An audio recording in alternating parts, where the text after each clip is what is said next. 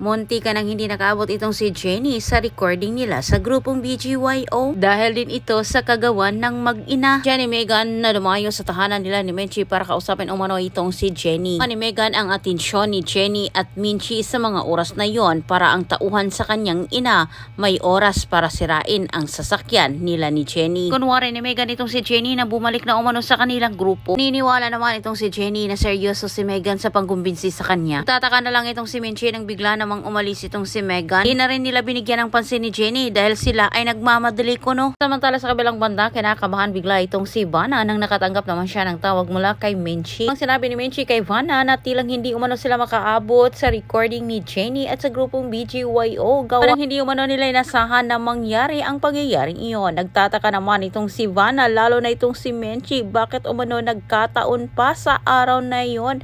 Dito na napagtanto ni Minchi na tilang sinadya umano mangyari na mawala ng hangin ang sasakyan ni Jenny para hindi ito makaabot. Ito naman ni Minchi na para-paraan lamang umano ang pagpunta ni Megan sa kanilang tahanan pero hindi nila alam na may ginawa na pala ng kababalaghan.